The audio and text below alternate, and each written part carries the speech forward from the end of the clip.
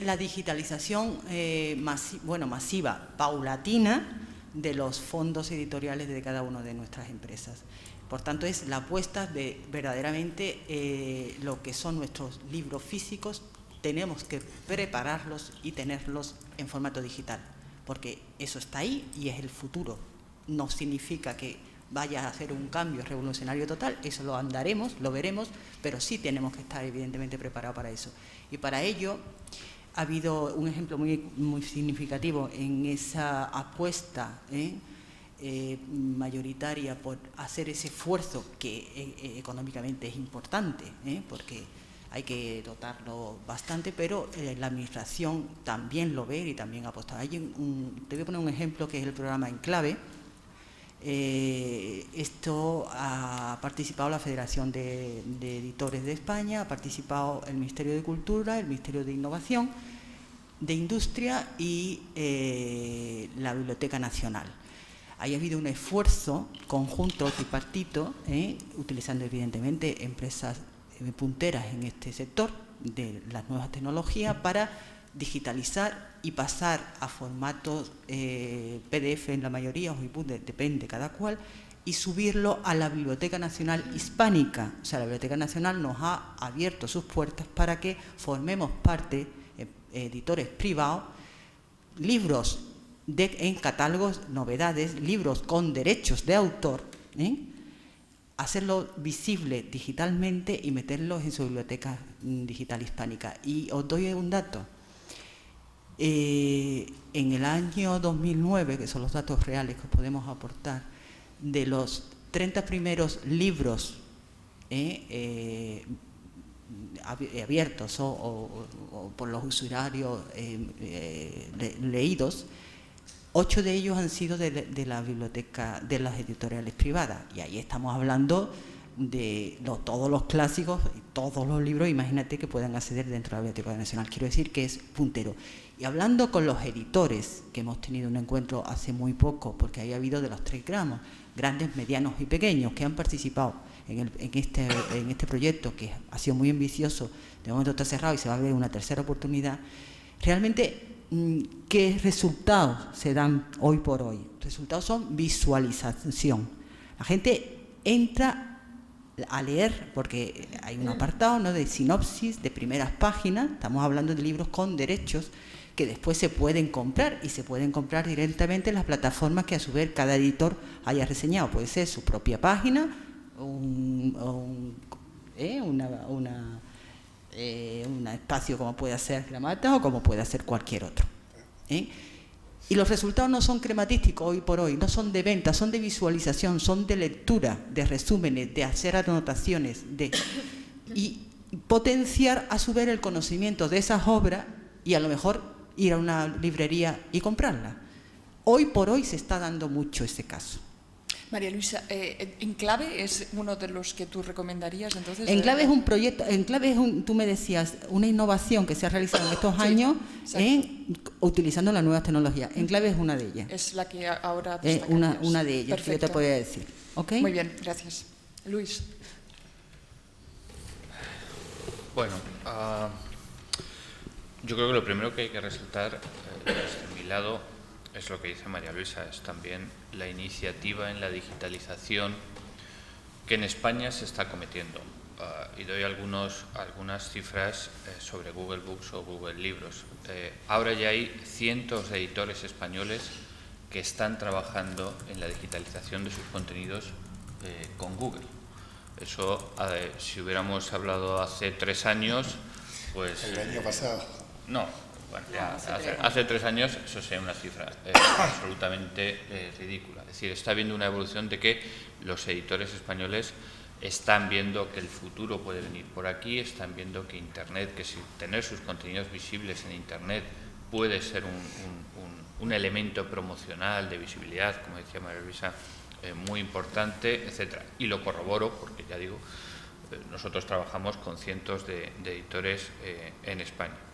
Pero no solo editores, es que desde el lado de las bibliotecas exactamente igual.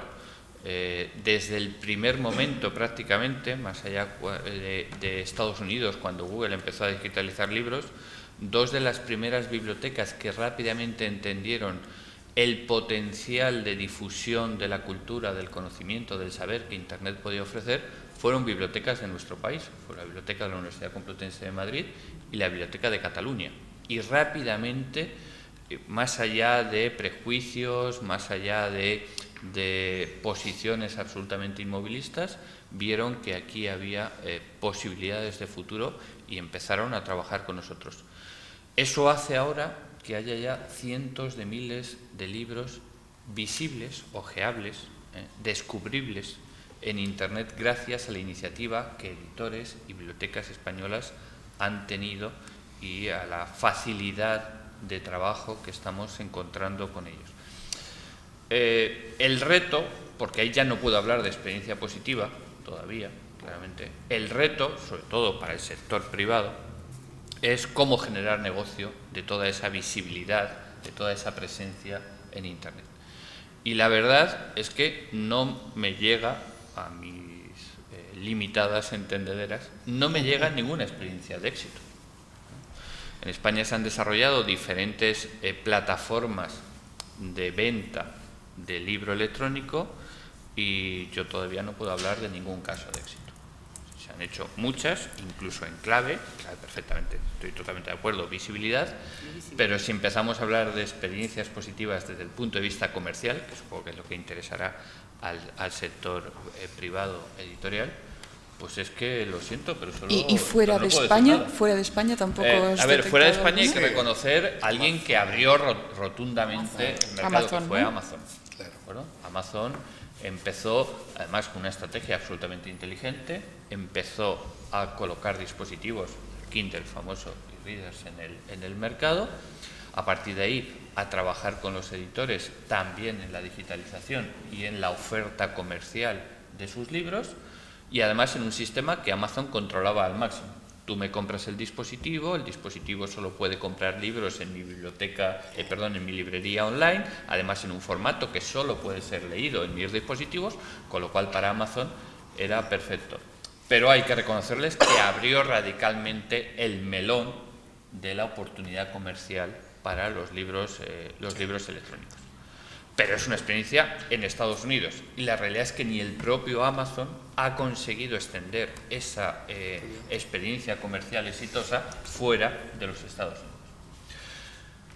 Yo espero que dentro de un año podamos repetir esta mesa redonda y poder contar una experiencia positiva adicional a la que estoy diciendo. Muy bien.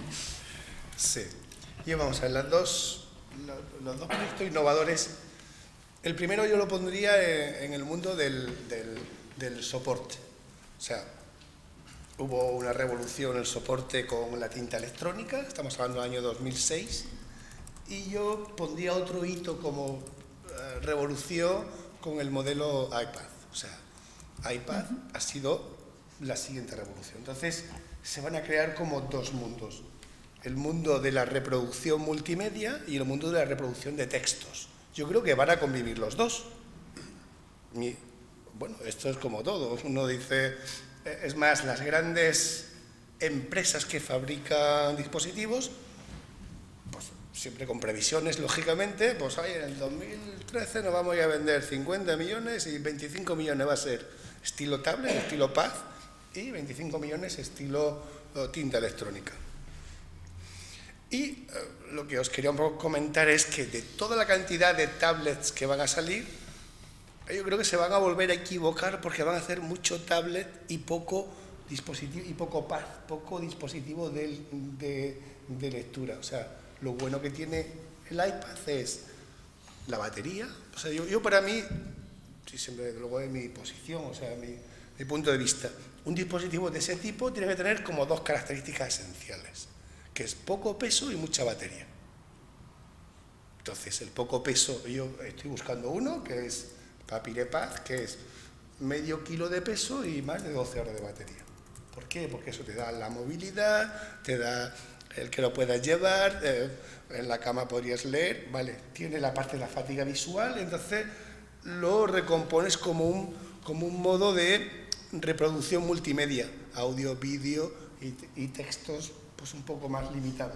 Y, por supuesto, lo que sí creo que va a seguir viviendo es el tinta electrónica. La tinta electrónica, para que os hagáis una idea, a mediados del año que viene ya saldrá el color. La tinta electrónica tiene un solo sentido, que es sustituir el papel.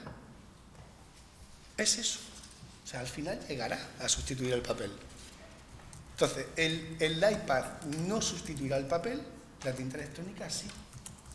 Bueno, pues es mi posición. Entonces, en cuanto a soporte, esa sería. Y quería comentaros nosotros, proyecto innovador.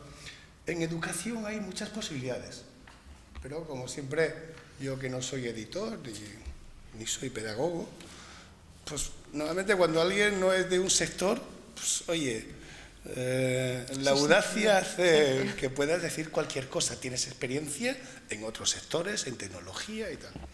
Y entonces, debido a las limitaciones del propio dispositivo, se nos ocurrió hacer una biblioteca escolar y un plan lector.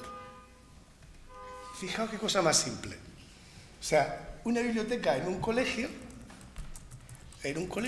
una biblioteca podría ser 30 papires.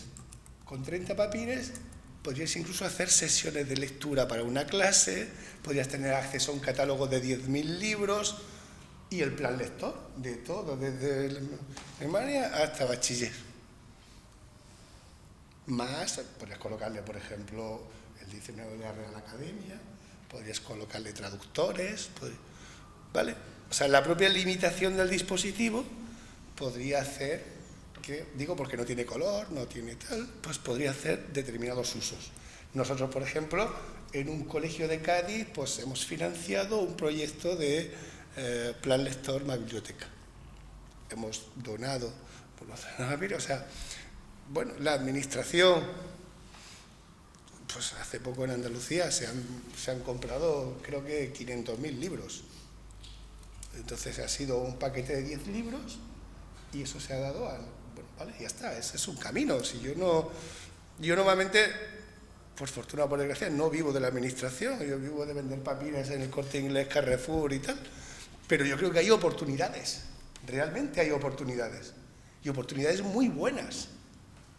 O sea, el tema del plan lector en el colegio este de Cádiz es porque un profesor, pues que era un forofo del papire, se dirige a mí porque él el año pasado pues había hecho un concurso de cuentos, había hecho recetas de la tierra en la materia del conocimiento del medio. O sea, había hecho un montón de acciones entre sus niños de lectura. Y entonces me propone que los cuentos los vamos a colocar en Gran Mata, ya con más papire van a poder hacer sesiones de lectura conjunta. Bueno, a mí me parece, vamos, bueno, pues oye, se dije, pero esto ha sido hace 2 semanas, creo que la nota de prensa ha salido hoy. O sea, con esto quiero decir que las oportunidades, de verdad. Muy bien, gracias. María Luisa.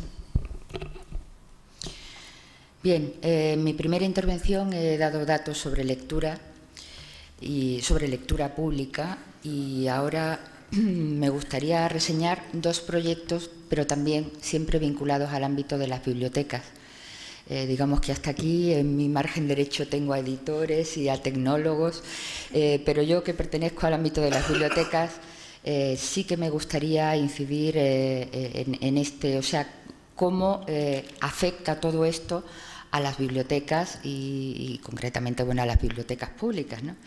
Quiero reseñar 2 proyectos, uno más regional, por estar aquí en Andalucía, que es el de la Biblioteca Virtual de Andalucía, una biblioteca que en principio, y ya por los problemas lógicos de los derechos de autor, han empezado a digitalizar masivamente, digamos, todo lo que es colección patrimonial libre de derechos y además no solamente están digitalizando los propios fondos de la Biblioteca de Andalucía, sino que han llegado a acuerdos con fundaciones, con otro tipo de bibliotecas en Andalucía y también están digitalizando los fondos fundamentalmente de las bibliotecas públicas provinciales y muy especialmente las de Cádiz, Sevilla y Córdoba, que son las que tienen más fondo patrimonial. Me parece que, bueno, que es una iniciativa que está logrando poner a disposición de todos los públicos, porque no olvidemos que como bibliotecas públicas hay que reivindicar el derecho que tiene todo ciudadano al acceso a la información y, por tanto, las bibliotecas públicas están ofreciendo este servicio. Pero, claro, de momento estamos hablando de colecciones de patrimonio bibliográfico histórico. ¿Dónde encontramos el escollo? Pues donde siempre, es decir, el público de las bibliotecas públicas, quitando un público ya muy especializado de bibliotecas universitarias o investigadores, lo que está demandando son novedades. Y las novedades, señores editores, todavía tenemos un número muy limitado de acceso a texto completo de las novedades que lee el mayor número de usuarios. Estoy hablando de datos de bibliotecas públicas, la biblioteca universitaria es otro entorno, ¿no? Por lo tanto, quiero decir que tenemos ahí todos un escollo que salvar y que desde luego tenemos que intentar armonizar los derechos plenamente legítimos de, digamos, los derechos comerciales, pero también los derechos del ciudadano del acceso a la información libre, gratuita, no sé. Esto es un tema que desde luego hay que ponerse a trabajar, porque la legislación, como todo esto, es tan vertiginoso y va mucho más adelante que las leyes, pero está claro que hay que buscar una fórmula de equilibrio, hay que volver a reequilibrar la balanza para que podamos tener tanto, digamos, la vertiente comercial, sus derechos, pero el ciudadano, por supuesto, el acceso a la información sin ningún género de dudas, ¿no? Este es, bueno, el proyecto de la biblioteca virtual, que además participa a través del Ministerio de Cultura en la Biblioteca Europeana. Creo que es un proyecto de importancia. Y luego, una noticia que me ha llegado esta mañana, aunque sé que se presentó el LIBER en este pasado mes de septiembre, una plataforma de préstamo de ebook que están poniendo en marcha la red de bibliotecas de la Comunidad de Madrid y la red de bibliotecas de la Generalitat de Cataluña. Me parece que este sería, por ejemplo, una buena fórmula para compartir recursos y para tener acceso a estos libros. Esta plataforma de préstamo de ebook, en principio la cuestión tecnológica está muy avanzada, pero vuelven a entrar con el escollo de bueno, llegar a acuerdos con las editoriales para que puedan descargarse libros de novedades y libros de interés para el gran público, ¿no? Pero en cualquier caso me parece que es un proyecto que merece la pena contemplar y desarrollar y evaluar, por supuesto. Muchas gracias.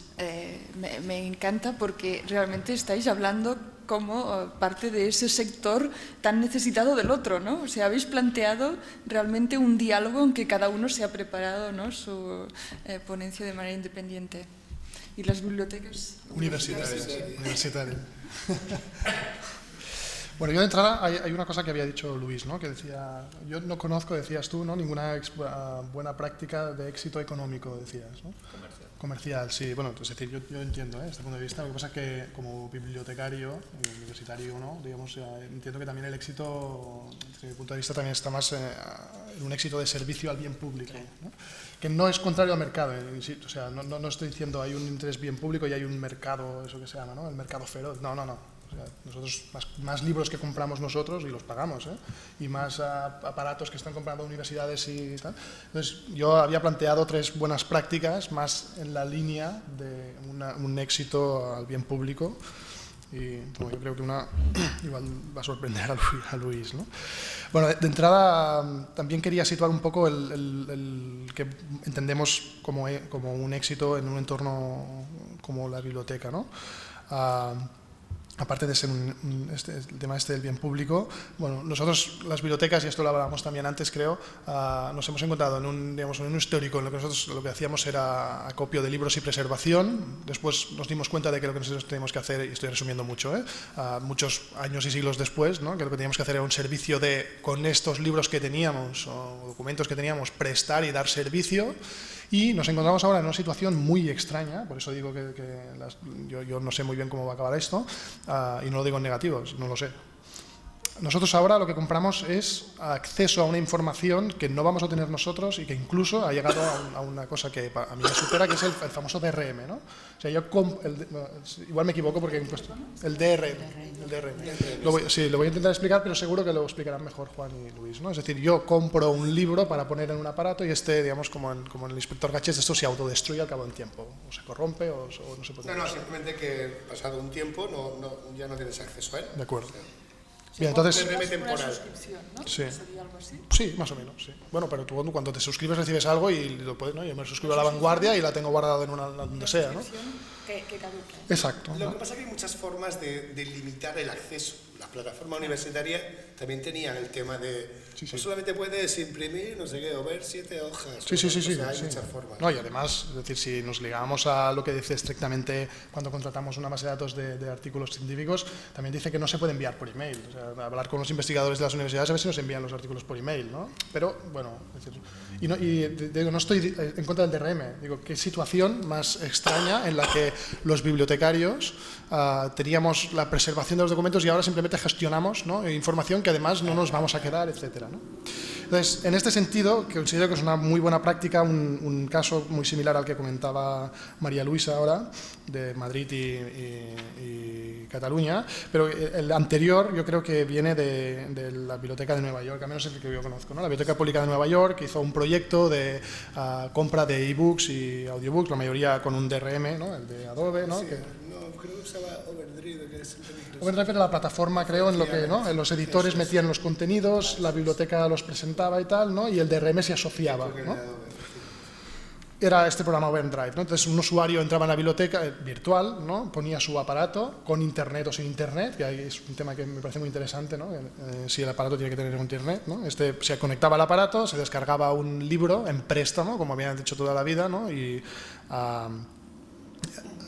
estaba 21 días, tenía 21 días antes de que se corrompiera. Entonces, la biblioteca que compraba pues 1, 2, 3, 5, 7, 8, 10 usos, o compra, eso es lo que está sucediendo en Nueva York, ¿no? De ese libro, ¿no? Bueno, a mí me parece una buena práctica porque es una opción de mercado, porque estamos comprando material a los editores. Es una opción tecnológica que resuelve... Mira, por número de veces que te lo descargas, o por cuántas cosas. Es decir, ¿cómo se compra eso? De todas maneras, estáis hablando de una experiencia pasada. La semana pasada en Barcelona hubo un evento en el futuro de las bibliotecas públicas donde la directora de la Biblioteca de Nueva York dijo que ya eso ya no lo hacen, que ya se ha quedado antiguo. Pasó a la siguiente buena práctica. Sí, que es de vértigo, esto es de vértigo. Luis, ¿y cuál es la práctica que usan ahora? Cuando hablemos de oportunidades. Vale. De acuerdo. Aún así, es decir, yo desconocía que esto, porque el resultado del proyecto lo desconocía, pero me continúa pareciendo una buena práctica. Es decir, las bibliotecas han intentado anticiparse a las necesidades de los usuarios. ¿No? Bien, también hay, dentro de la buena práctica también creo que la biblioteca se ha, digamos, en este sentido, se ha alineado con los editores en el tema de los derechos de autor, que era un tema que siempre ha habido como un debate, ¿no? Las bibliotecas compramos libros, los prestamos y al final, en según qué entornos, parecían que prácticamente éramos unos piratas por prestar libros, ¿no? Entonces aquí hemos sido nosotros, pienso, los bibliotecarios, los que hemos dicho, entendemos vuestra postura y vamos a trabajar desde vuestro punto de vista. Y yo creo que digamos, es una experiencia de éxito. Me saltaré de las universidades para no alargarme mucho. Entonces quería, pues, sobre todo porque se lo he dicho a Luis, ¿no? Para mí una muy buena experiencia de éxito es Google Editions o Google Book Search, ¿no? Digamos, había hablado con él porque no tenía muy claro hasta dónde empezaba una y dónde empezaba la otra, ¿no?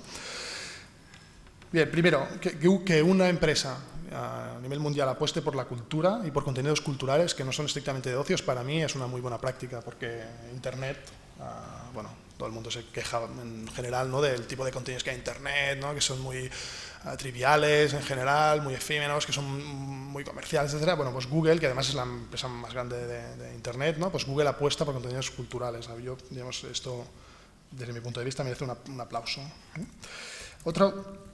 Otro tema que sucede es que la gente dice hay tanta información en Internet, ¿no? Hay tanta información y cuesta tanto distinguir lo que es bueno de lo que es otro. Leía el libro este de Robert Danton, ¿no? Y decía, ese es un problema que hay, ¿no? No es un problema nuevo, porque en el libro de Danton habla de una experiencia de un tal Niccolò Perotti, que cuando se inventa la imprenta se queja a un editor, ¿no? De que están imprimiendo cosas que no son de interés, escriben libros que son un poco para el vulgo, ¿no? Y la cultura se está perdiendo con esto de la imprenta, ¿no? Esto no es nuevo, ¿no? Pero desde mi punto de vista lo que sucede es que tanta información, al final lo que hacen los nuevos usuarios de Internet es apostar por la información trivial. Porque voy a poner un ejemplo que no tiene que ver con Internet, pero si tú pones la televisión y encuentras un programa de zapping, no te encuentras lo más interesante que ha sucedido esa semana en la televisión. No te encuentras que la entrevista a Vargas Llosa o los highlights de lo que ha hecho Vargas Llosa sobre el primero. Te encuentras un animal que cae por el suelo, un pelotazo de un futbolista contra un árbitro, unas cosas, ¿no? Entonces, que Google apueste por la cultura, a mí me parece una muy buena práctica en un momento en el que no se apuesta por esto, ¿no? Además, seguramente lo hace por una razón económica, yo no tengo ninguna duda. Yo tenía apuntado, Google ha digitalizado alrededor de 8 millones, 10 millones de libros, me ha dicho hoy Luis que eran 13 millones, ¿no? Pero de ellos yo te preguntaría, ¿cuántos son con derechos de autor y cuántos son libres de derechos? Casi 3 millones con derechos de autor, el resto en dominio público. Vale. Es que eso es una cosa importante que el público lo conozca. Sí, bueno, antes hablaba también con Luis que el meollo del asunto está sobre todo en los que tienen derechos de autor, pero están descatalogados. Y en ese tema, ¿verdad, Luis? Hay todavía pendiente, ¿no? Bueno, siempre el tema jurídico va detrás, ¿no? Y el acuerdo famoso, ¿no? Que se firmó en su momento entre vosotros y editores en Norteamérica, eso está pendiente todavía de dilucidarse totalmente, ¿no? Ahí hay un juicio, un macro juicio por dilucidar.